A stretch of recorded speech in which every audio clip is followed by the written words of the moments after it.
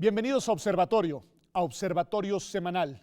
El día de hoy vamos a hablar de juventud, vamos a hablar de violencia, vamos a hablar de excesos por parte de las autoridades y el punto de partida, Simón, si te parece, es un caso que ha llamado la atención de la opinión pública nacional e internacional, me atrevo a decir, y que ha tenido lugar en las últimas semanas y que tú conoces muy bien. El caso de Marco Antonio Sánchez. Y me gustaría que nos ayudaras un poco a reconstruir el caso, sus particularidades, para que desde ahí vayamos un poco ampliando el tema y analizando la cuestión temática de fondo, que es la relación entre juventud y autoridades. Claro que sí, gracias Pedro.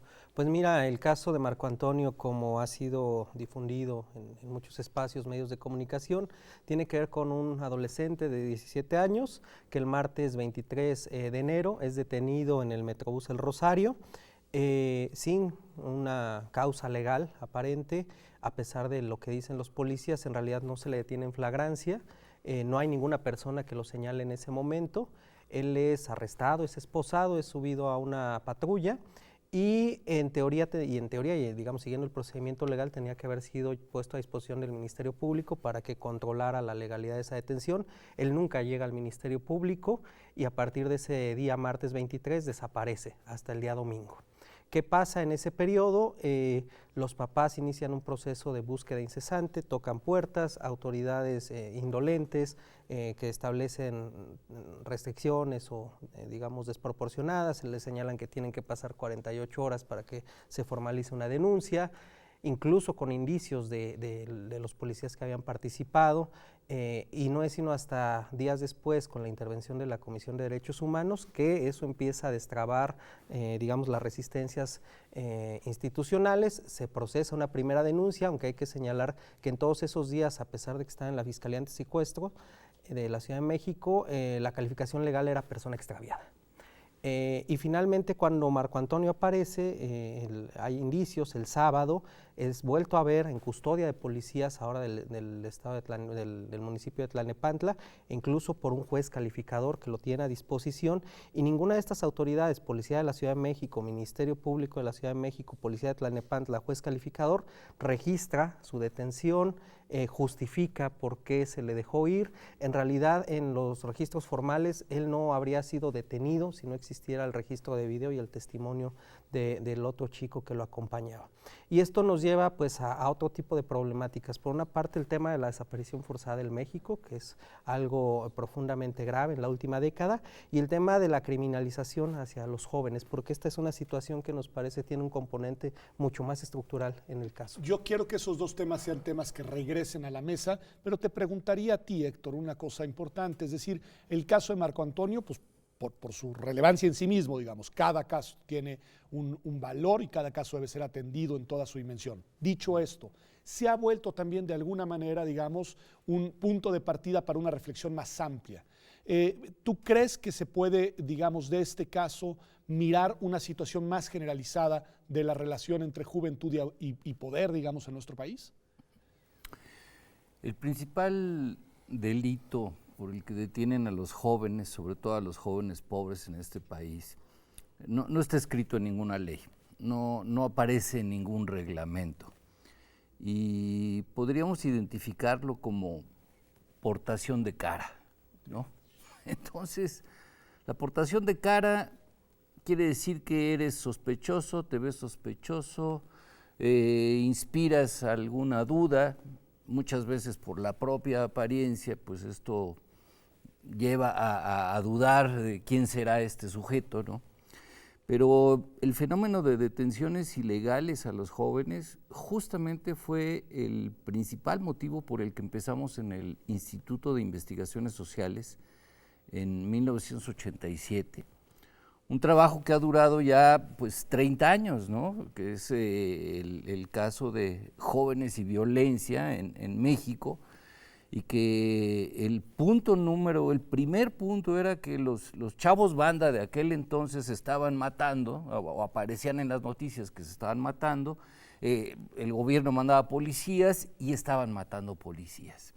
Entonces, cuando se nos pide por parte del gobierno de la Ciudad de México intervenir como universidad y hacer un diagnóstico sobre este asunto, lo que encontramos eran detenciones ilegales masivas. Incluso había estadísticas que aparecían los fines de semana en donde los propios policías decían, bueno, este fin de semana se detuvieron a 400 delincuentes y se detuvieron a 500 delincuentes, como si el incremento en cifras de detención fueran a frenar una problemática que tiene que ver con otras condiciones completamente fuera de lo que es portación de cara, ¿no? A ver, esta idea de portación de cara, pues nos remite a una idea de estereotipos, de estigmatizaciones, Totalmente. de prejuicios. Simón, ¿cómo ves eso que me parece muy interesante que nos coloca Héctor sobre la mesa? Sí, esta aportación de cara es parte, digamos, del argot policíaco y es algo que se utiliza continuamente en ese, digamos, universo para justificar estas detenciones y que incluso tiene su propia correspondencia con el lenguaje jurídico, ¿no? La detención por actitud sospechosa, tan cuestionada por muchas organizaciones de derechos humanos, porque en realidad no obedece a parámetros razonables, objetivos. Casi siempre lo que hemos documentado es que parte de estereotipos, de prejuicios hacia las juventudes, hacia ciertos sectores también de la juventud. Esto no es no por no lo es que general. hiciste, sino por cómo te ves. Desde luego, la apariencia física es uno, el lugar donde viven es otro condicionamiento. Si pertenece a, digamos, a un barrio periférico, hay mucho más violencia, digamos, institucional hacia los jóvenes en las zonas periféricas y también tiene un componente de clase, desde luego, y la apariencia física. Entonces, esto que hemos cuestionado tanto de la detención bajo actitud sospechosa, detona otra serie de violaciones, porque muchas veces a partir de esto se les puede sembrar, por ejemplo, alguna droga y decir que está más allá del consumo permitido, lo que permitiría o posibilitaría generar un proceso legal. Y entonces hoy lo que estamos viendo es que los procesos por narcomenudeo están incrementándose, pero en realidad funciona pues a partir de sembrar y generar detenciones arbitrarias, justificar cierta eficiencia institucional.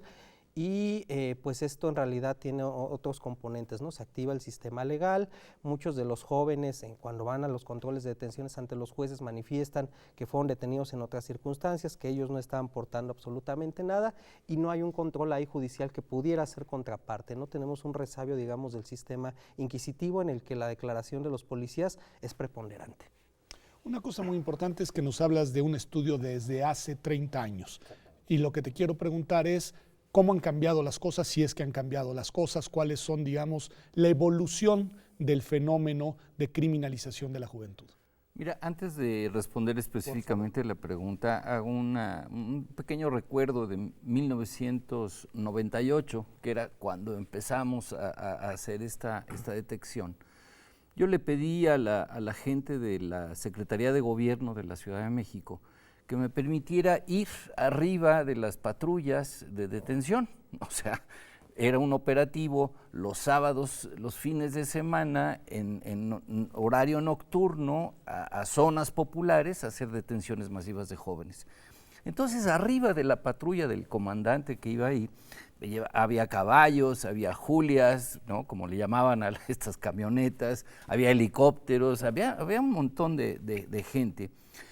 Y entonces, una vez que detenían a las personas, yo le decía al comandante, le decía, jefe, permítame hacerles 4 preguntas antes de que entren al Ministerio Público. 4 preguntas muy sencillas. Nombre, ocupación, edad, ¿y qué demonios estabas haciendo aquí? O sea, ¿por qué estabas parado aquí en esta esquina con este grupo de gente, ¿no? Y a través de estas breves preguntas, le demostramos a la policía de la Ciudad de México que las detenciones eran ilegales. Y lo peor de todo no eran solamente las detenciones ilegales, sino que a partir de la detención, entonces un grupo de policías importante encontraba que podían extorsionar, encontraban que podían sacar ventaja del asunto, y entonces terminamos escribiendo en el Instituto de Investigaciones Sociales que era más caro ser joven pobre en esta ciudad que ser joven rico, ¿no? Ser joven rico que está en Polanco, en un ambiente controlado, donde hay seguridad que los está protegiendo, a ser joven pobre en donde aparte tienes que pagar una extorsión para poder salir libre. Y de ese estudio que iniciamos justamente con Sergio Cermeño y con Alicia Sicardi, que arrancamos este proyecto, surgió un modo de intervención, o sea, cómo podemos enfrentar estas detenciones ilegales, qué es lo que le hace falta a estos jóvenes, cómo podemos frenar la brutalidad policíaca o esta injerencia policíaca no desmedida, y surgió un proyecto que sigue hasta la fecha, sigue vigente, que se llama Circo Volador. Y Circo Volador es un espacio, digamos, que se abrió para jóvenes que no tenían un lugar en la comunidad y ha tenido muchísimos desarrollos y han salido políticas públicas de ahí y sigue trabajándose a partir de esta condición, digamos, de estigmatización de los jóvenes en una sociedad que no alcanza a abrir o a tener los espacios libres para ellos, de participación para ellos. En el caso de Marco Antonio, nada más porque me parece interesante, digamos, ubicarlo, porque acá es un joven universitario, bueno, de la universidad, está estudiando en la UNAM, es decir, pareciera que no cumple con el patrón, con el estereotipo típico al que nos hace alusión Héctor Castillo. ¿Tú qué dirías de esto, Simón? No, bueno, hay muy focalizadamente denuncias de que en esa zona de la Ciudad del Norte, donde concurre un colegio de bachilleres, donde concurre el CCH también, pues hay una práctica muy reiterada de detención y de extorsión de parte de los policías. Él en realidad se ubica en esa zona porque está de visita con un amigo después de haber ido a un museo. Pero en realidad es este mismo componente, ¿no?, de discriminación, de detención bajo una sospecha totalmente subjetiva y de aprovechar una condición de vulnerabilidad que por sí mismo lo representa la adolescencia, ¿no?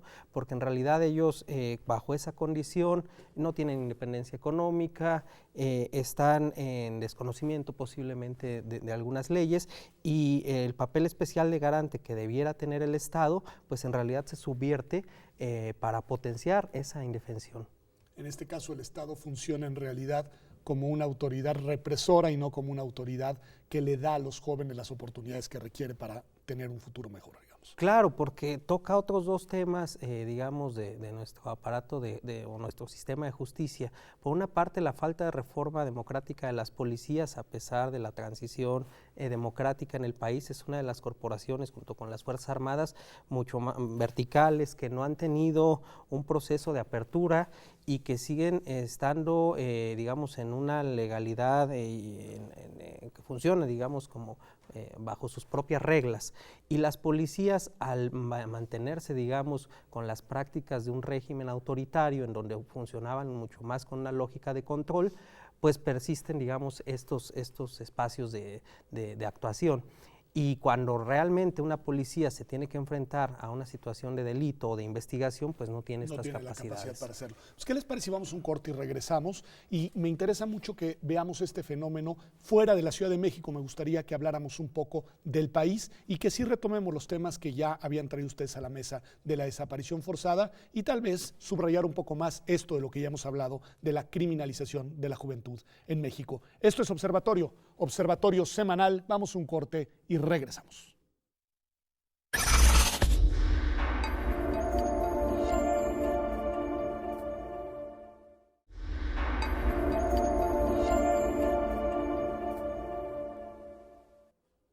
Ya estamos aquí de vuelta en Observatorio Semanal, y estamos hablando de este tema muy relevante, digamos, no solo para el presente, sino por lo que nos dices desde la historia reciente del México de nuestros días, que tiene que ver con la juventud, con su estigmatización y con los excesos por parte de las fuerzas de policía en su relación con los jóvenes. Y yo les decía antes del corte que me gustaría, y es lo que te pregunto, Héctor, imaginar si este es un fenómeno exclusivo de Ciudad de México, y en este caso zona conurbada con Estado de México, o si es un fenómeno que se presenta en todo nuestro país. No, es un fenómeno absolutamente amplio, en toda la República existe y existe bajo los mismos criterios. Cuando nosotros terminamos el diagnóstico encontramos, según datos de las propias policías, 1.500 pandillas dentro del Distrito Federal y 2.300 pandillas en el Estado de México. Cuando yo entregué el reporte, Alejandra Moreno Toscano, que era la secretaria de Desarrollo Social, me dice, ¿cuántos son? Le dije, pues, ¿cuántos policías tienes? Me dice, pues, tenemos como 30,000 policías. Le dije, pues, le tocan como de 680 chavos por policía. Me dice, ¿son tantos? Le dije, sí, porque estamos hablando de un promedio de 2,5 millones de jóvenes pobres en toda esta zona. Y entonces me dijo, ¿qué hacemos? Le dije, pues tenemos que entrar en contacto con estos jóvenes, más que con las policías o con las instituciones. Y entonces, a través del Instituto Mexicano de la Radio, en el 105.7 de FM, solicitamos cambiar la programación, meter la música que escuchaban estos jóvenes y abrir una puerta de entrada para ellos. Y esto lo hicimos durante 4 años, o sea, fue un trabajo interinstitucional, coordinado para acercarnos con ellos. Y los sábados a las 10 de la noche, que era el momento de las detenciones ilegales, abrimos un programa que se llamaba Solo para Bandas, ¿no? Y entonces los personajes que participaban en el programa eran los chavos, o sea, íbamos por los chavos, los traíamos, los sentábamos y que nos platicara qué era lo que sucedía en sus comunidades. Y desde ese programa decían, bueno, háblenos por teléfono y reporten las detenciones ilegales, porque tenemos que tener un registro de detenciones ilegales para poderles dar seguimiento. Y ese fue, digamos, el inicio del trabajo de comunicación con ellos. Obviamente lo logramos, la comunicación a través de los medios masivos de comunicación, o digamos del Instituto Mexicano de la Radio, pero déjame ir un poquito más allá. Jamás pensamos en 1997 y 98 el crecimiento de violencia que iba a tener este país. Jamás imaginamos que el conflicto de criminalidad iba a llegar a estas alturas, a estos niveles que se tienen. Entonces, con los años y después de muchísimo trabajo y muchas denuncias y muchas cuestiones, finalmente, a finales de la época de Felipe Calderón, se instaló un programa de prevención a la violencia y dijo, vamos a entrar a los municipios de la República que tienen más conflictos de violencia, en donde aparecían los jóvenes como punto central. Y entonces empezamos a trabajar Tijuana, Ciudad Juárez, Nogales, Tapachula y norte, sur y centro de la República empezamos a trabajar con ellos. Y te doy un dato, en Tijuana hubo un jefe de policía muy importante, al cual le dijeron, este jefe de policía es grandioso, el comandante Laizaola. Bueno, Laizaola hizo un trabajo de disminución del crimen en Tijuana y se lo llevaron a Ciudad Juárez. Entonces dijeron, vámonos a Juárez para que frenen la violencia. Y entra a Ciudad Juárez cuando nosotros, como Instituto de Investigaciones Sociales, estamos trabajando. Y lo que llegamos y detectamos eran detenciones masivas de jóvenes. Y entonces íbamos con el comandante Laizaola, porque teníamos el contacto universitario dentro de un programa establecido que era el programa de prevención a la delincuencia. Decíamos, comandante Laizaola, ¿cómo está usted deteniendo a estos jóvenes que estaban reunidos en una fiesta? Y me dijo, a ver, tú no me vas a venir a dar órdenes a mí. Yo sé manejar este asunto y lo primero que tenemos que hacer es parar estas manifestaciones colectivas para empezar a disminuir o para que parezca que empiezan a disminuir estas situaciones delictivas. Entonces, cierro con esto. No es que haya un problema estricto, es que dentro de la estigmatización, dentro de la acción policíaca, todo esto se maneja en un mismo esquema y ahí es en donde están los jóvenes, ahí es en donde son detenidos, ahí es en donde son extorsionados y esto sigue persistentemente presentándose en otras ciudades de la República. En el bloque anterior hacías alusión a esto que nos dice Héctor en el fondo, que es el tema del problema de las policías, porque lo que nos ha dicho es la relevancia que ha tenido abrir los espacios para los jóvenes, hablar directamente con ellos, darles espacios de expresión, en fin, esa dimensión que es la relación con los jóvenes para incidir en los términos en los que conviven. Pero ¿qué se ha hecho en policías o qué se debería de hacer en policías?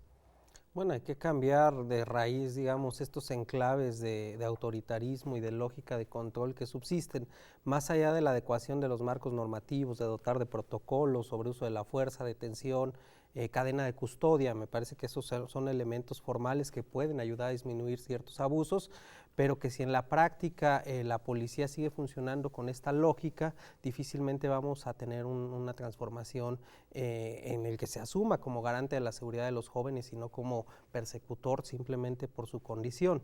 Que además es muy evidente que tiene relación también con el tema económico. Por ejemplo, los datos que revelaba Coneval en 2015 sobre juventudes y pobreza decían que 1 de cada 2 menores de 18 años estaba en situación de pobreza, ¿no? Y esto pues ya genera otro digamos, núcleo de vulnerabilidad. Son jóvenes, pero además son jóvenes pobres. El 60% de estos menores de 18 años tendrían limitación para acceder al menos a un derecho social, educación, salud, vivienda, y eso los coloca, digamos, en una situación también de vulnerabilidad. Y con el tema de la política de seguridad me parece que esto terminó potenciándose, ¿no? Si ya traíamos una inercia en el que la discriminación estructural era un elemento para ejercer violencia sobre las juventudes, con la política de seguridad del último década, pues esto se ha potenciado. La utilización de las Fuerzas Armadas, de la Policía Federal, lejos de garantizar la tranquilidad, pues ha supuesto este tipo de violaciones, detenciones arbitrarias, casos de tortura, incluso desaparición forzada, y mucho de ellos focalizado hacia los jóvenes. El dato que se señalaba de la última década de personas desaparecidas en México, menores de 18 años, llega a las 7,000 personas, y casi el 70-80% de esas 8,000 jóvenes desaparecieron en los últimos 5 años. En estos últimos 5 años, es decir, que lejos de solucionarse es un problema que se viene incrementando. Eso es en verdad impresionante, porque además la perspectiva histórica que nos dan ustedes nos haría suponer que, bueno, era un fenómeno que existió hace algunas décadas. Pues no, por lo que nos dicen, este fenómeno sigue estando hoy y sigue estando peor hoy. Este tema de la desaparición forzada, sí detengámonos en él unos minutos, Héctor.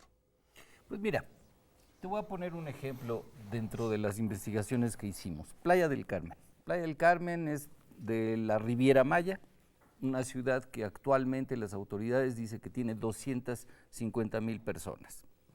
En 1990, Playa del Carmen era una comunidad de pescadores, tenía 500 personas, eran los que vivían junto al muelle para poder irse a Isla Mujeres y dependía de Cozumel. Bueno, no me detengo en la historia, pero uno de los gobernadores, Villanueva, quien está preso actualmente, decidió que se iba a traer a gente de los estados vecinos para llevárselos a vivir a esa comunidad de pescadores, que subiera el índice de población y registrar Playa del Carmen como municipio de solidaridad, en honor a don Carlos Salinas de Gortari. Y entonces fundan el espacio de solidaridad, y ya es un municipio, ya tienen recursos, ya pueden poner autoridades y pueden vender los terrenos de la zona. Y entonces Playa del Carmen empieza a crecer enormemente.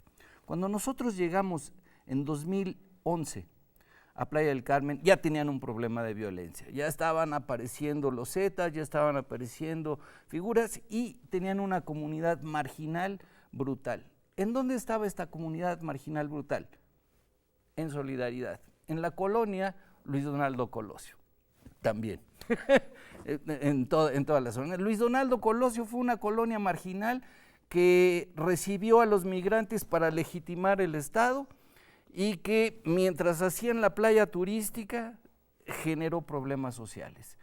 El asunto que nosotros llegamos a resolver era 2 playas, una playa para ricos, controlada, con policías, con seguridad, y una playa para pobres donde eran estigmatizados, perseguidos, denunciados, detenidos, y esta era la realidad y esto es lo que había que frenar.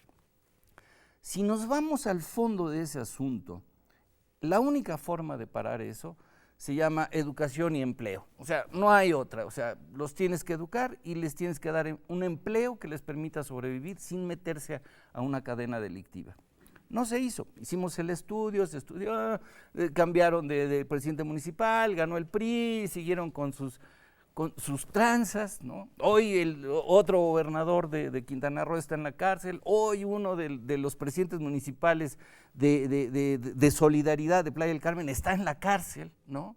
¿Y qué pasó? Llegaron los Zetas, tomaron los Zetas el control de la seguridad interna. Entonces, sí hay una estigmatización para los chavos pobres, pero tenemos una acción criminal coordinada que no hemos logrado parar. Y déjame, y cierro de veras con eso, los chavos, los jóvenes de las zonas populares de todos los estados de la República son muy valiosos, tienen muchísimas formas de organizarse, para salir adelante, pero tenemos que trabajar con ellos. A ver, Simón, ahí lo que Héctor trae a la mesa es otro actor, porque hemos hablado de policías autoritarias que estigmatizan y que reprimen a los jóvenes y que los extorsionan, etcétera. Pero también este fenómeno del crimen organizado, que también victimiza de alguna manera a los jóvenes y que tiene que ver también con este tema de la desaparición forzada. ¿Qué decir de esto, Simón? Que por desgracia y lamentablemente los vectores de violencia se han complejizado. Sí tenemos policías que detienen por discriminación, violentan al amparo de la legalidad del Estado, pero también tenemos otras situaciones de criminalidad y algunas de carácter complejo, explotación sexual, por ejemplo, reclutamiento forzado al crimen organizado, trata de personas, es decir, hay una serie de dimensiones de la violencia que están capturando a las juventudes en nuestro país.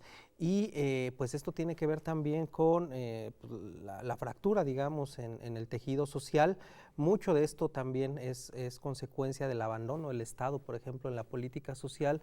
Me parece que en la medida en que el estado de bienestar ha dejado de ser garante de ciertos elementos básicos, estas asimetrías y estas condiciones de desigualdad colocan en condición de desventaja a los jóvenes. Aunado al tema de una política también de drogas, que me parece tendría que ser revisada, porque tenemos prácticamente desde 82 con esta política hegemónica impulsada por Estados Unidos y que no ha sido a lo largo del tiempo, no ha tenido resultados, digamos, para disminuir la violencia, y me parece que necesitamos un enfoque distinto en cuanto al acercamiento de las drogas, porque además muchos de estos jóvenes, o si no son capturados por el narcotráfico, entonces son procesados muchas veces de manera arbitraria por delitos relacionados con el consumo.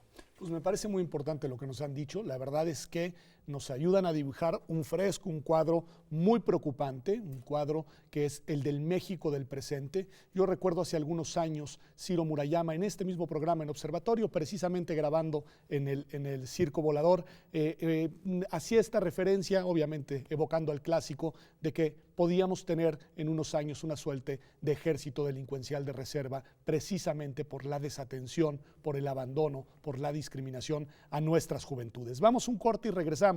Estará con nosotros Itzel Arcos, que es una joven que nos dará su punto de vista también de este tema. Quédese con nosotros, el tema ya lo ha visto, es por demás importante. Regresamos aquí a Observatorio Semanal.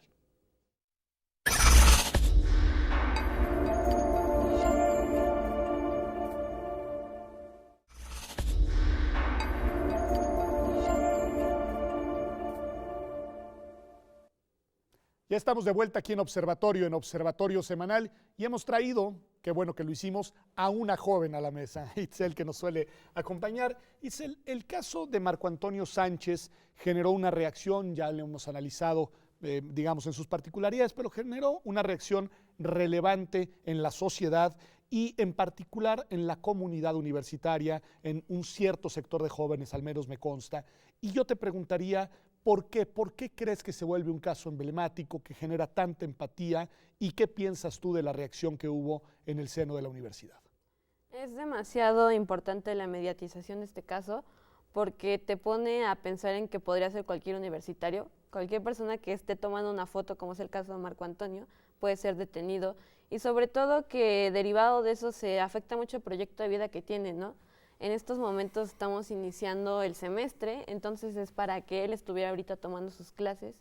Además, no solo en el sentido físico, porque debido a las fotos que han circulado por las redes y que podemos ver, se ven afectaciones, y también de manera psicológica.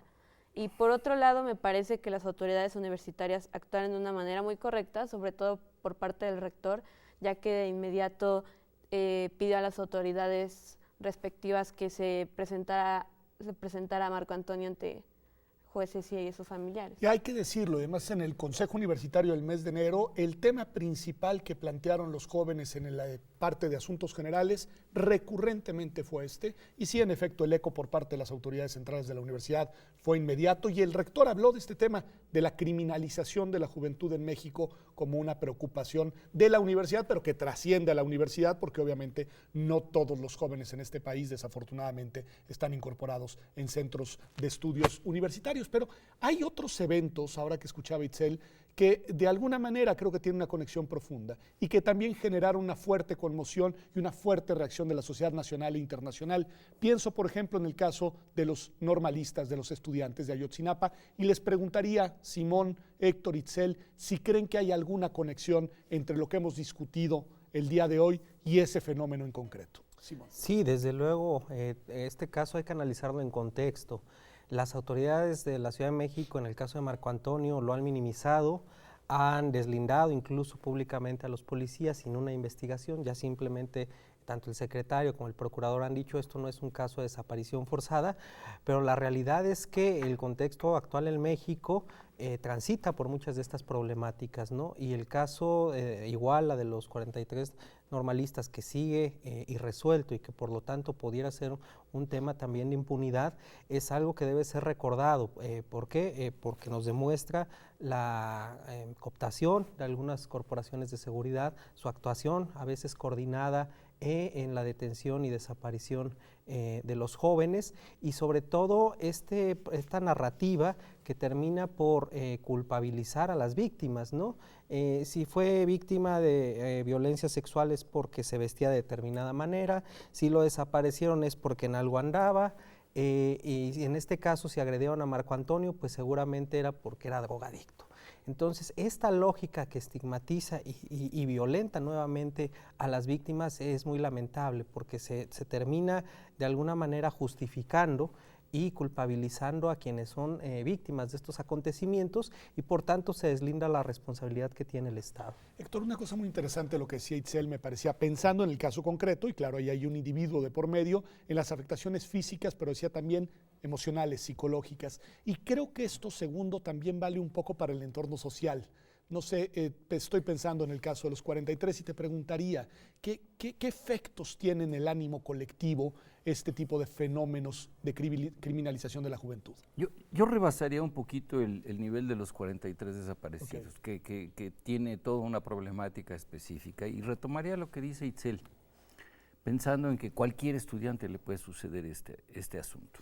O sea, tenemos una situación que se llama portación de cara, que es estigmatizante, donde actúa la policía, donde extorsiona a la policía y donde los jóvenes se quedan sin herramientas de defensa. Y retomo la parte de la universidad, o sea, tenemos 30 años trabajando en este asunto. ¿Y qué es lo que hemos hecho en los municipios, en las ciudades, en las colonias, en donde llegamos a enfrentar un problema de estigmatización, de portación de cara con estos jóvenes? Entonces, no es que venga un grupo de científicos sociales a traer una nueva modalidad de comportamiento. Lo que hacemos es trabajar con esos jóvenes que son los que pueden sufrir estas agresiones y los capacitamos a ellos para que ellos sean sus propios investigadores, aprendan a hacer sus diagnósticos, que conocen el entorno, lo difuminen y encuentren los mecanismos para acceder a estas dos cuestiones, educación y empleo. O sea, educación y empleo no lo podemos desligar del asunto. Entonces, como proyecto de investigación universitario, me parece que una de las fortalezas que hemos logrado conseguir es hacer este traspaso de investigación sin que necesites tener los créditos académicos y los certificados para que puedas desarrollar una investigación práctica en tu comunidad que defienda tu relación con la autoridad, con las extorsiones y frente a quién eres y cómo puedes comportarte, y que tengas oportunidad de hacer cosas valiosas. Del proyecto Circo Volador salió el proyecto de los faros, la construcción de las fábricas de artes y oficios en la Ciudad de México, y funciona, y a veces les va bien y a veces les va mal, porque es una política pública. Nosotros hemos hecho un proceso independiente, que no dependa de recursos, que no dependa de fundaciones, y que garantice, por un lado, sí la capacitación de los chavos, los talleres y todas las cosas que se hacen, pero por el otro que forme investigadores de campo que enfrenten estas situaciones directamente para enfrentar su realidad. Y esto me parece que es como una forma de hacer sociología, una forma de entender las ciencias sociales con una utilidad práctica, pues o sea, es una utilidad práctica que surge de la universidad, que se asienta en la universidad, que se desarrolla en la universidad y que encuentra un mecanismo para poder Y expandirse. que está ¿no? dentro de la misión fundamental de la universidad, que es incidir para transformar a la sociedad de manera progresiva, de manera incluyente, de manera igualitaria, que creo que ahí hay un reto importantísimo que debe de llevarse Esa a es cabo. la parte central y es exactamente lo que está diciendo. A cualquiera le puede suceder, sí. Bueno, ¿hay herramientas para enfrentar? Sí las hay. Hay que buscarlas, hay que sacarlas, hay que mostrarlas y hay que difundirlas. Itzel, haber estudiado en la universidad la carrera de Derecho, estás por terminar, en fin, ¿tú sientes, crees, piensas que te da unas herramientas distintas a las que tenías antes de ser universitaria para poder eventualmente enfrentar una situación de esta naturaleza? Sí, sobre todo en la carrera creo que aprendes los derechos que tienes, sobre todo al debido proceso, y otros casos o cursos que nos dan también nos capacitan para ver cómo podemos afrontar estas situaciones. O sea, ¿sí crees que hay ahí una herramienta útil que eventualmente podrías utilizar? Es que me parece importante la pregunta, Simón, porque creo que nos lleva a pensar de nuevo qué es lo que necesitan los jóvenes para por cuenta propia, digamos, enfrentarse y defenderse de estas situaciones de abusos. Sí, yo creo que son dos niveles.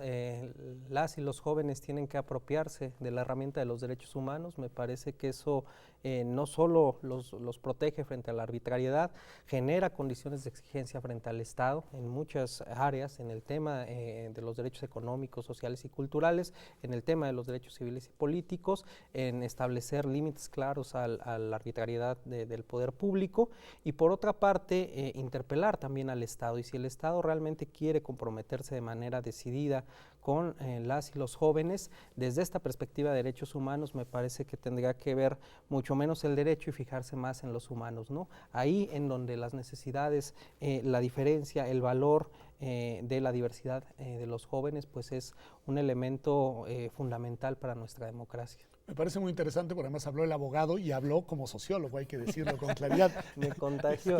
Te contagió, Héctor. Pero una pregunta, Héctor, que creo que es importante. ¿Qué nos estamos perdiendo como país al no brindarles oportunidades a estos jóvenes? Mira, de entrada nos perdemos el presente y nos perdemos el futuro, para decirlo muy concretamente. Pero no nada más nos lo estamos perdiendo, sino que ni siquiera estamos observando las cosas que están sucediendo.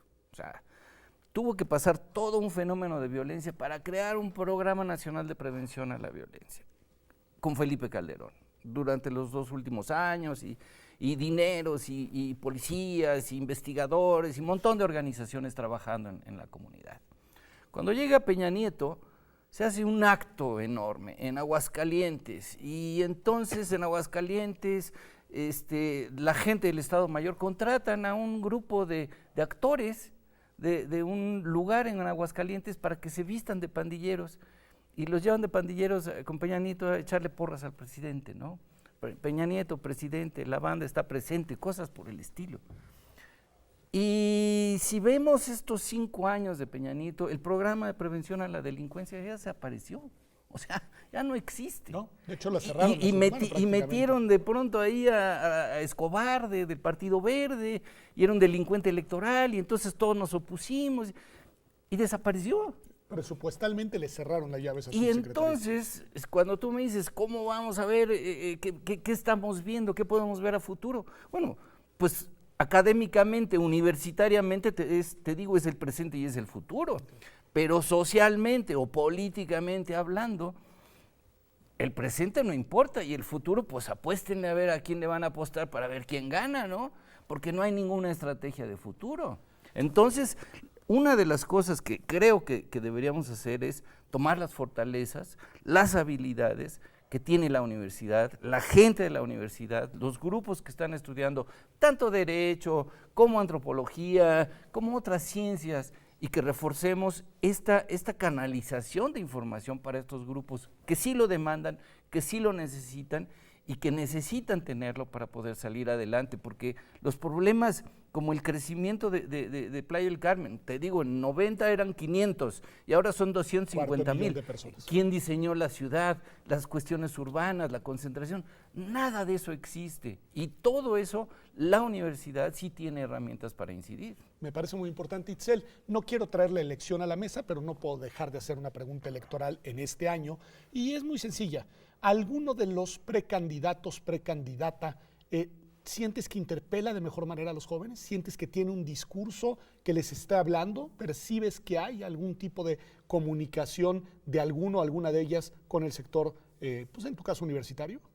Considero que ninguno lo tiene presente en su agenda y tampoco en la agenda de derechos humanos. O sea, ninguna de las dos. Y creo que cualquiera que pretenda ser presidente debería empezar a considerar poner a la víctima en el centro, no estigmatizarla y también aprender a reconocer los errores que se han cometido desde los policías hasta los gobernantes. A ver, pero un punto importantísimo, porque si no les están hablando se están equivocando durísimo, porque por lo que nos dice el padrón, los jóvenes van a decir la elección, Simón.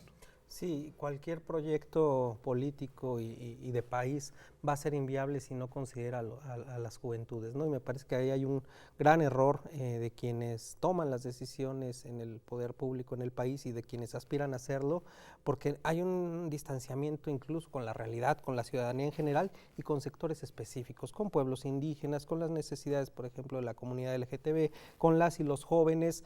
La clase política parece estar sumamente distanciada de estas realidades específicas y requerimos incluir, si realmente queremos ser un país democrático, pues a todos estos sectores y los valores y la riqueza que ello conlleva. Héctor, cierra el programa tratándonos de dar una explicación del porqué de esto. Tienes un electorado joven y no le estás hablando. 2018, 17 millones de jóvenes van a votar por primera vez. Nada más estoy hablando de los que van a votar por primera vez. 17 millones de votos pueden cambiar una elección. Pues la cambian. Sin duda. Pero estos 17 millones de jóvenes tenemos que verlos dentro del nivel de ingresos. El 3% muy rico, el 12% clase media alta, el 58% clase popular y los marginales, ¿no? Y estos 17 millones van a estar presentes en todos los estratos sociales. Entonces, me gusta la idea de apostar por los jóvenes para que definan el futuro, pero es complicadísimo que todos estos jóvenes tengan una conciencia de participación. Lo que sí te puedo decir es que a través del trabajo directo con los jóvenes, lo que se ha fortalecido muchísimo es la consolidación de nuevas formas de agrupamiento juvenil. Hay una enorme cantidad de nuevas formas de agrupaciones juveniles que no tienen que ser políticas, que no están metidas en los partidos políticos, que no están apostando a las diferencias de gobierno y que surgen por sí mismas de acuerdo a sus necesidades. Y estos colectivos que están trabajando en toda la República sí van a hacer un trabajo de participación con sus jóvenes y ojalá y cambien la realidad demográfica y económica que tenemos.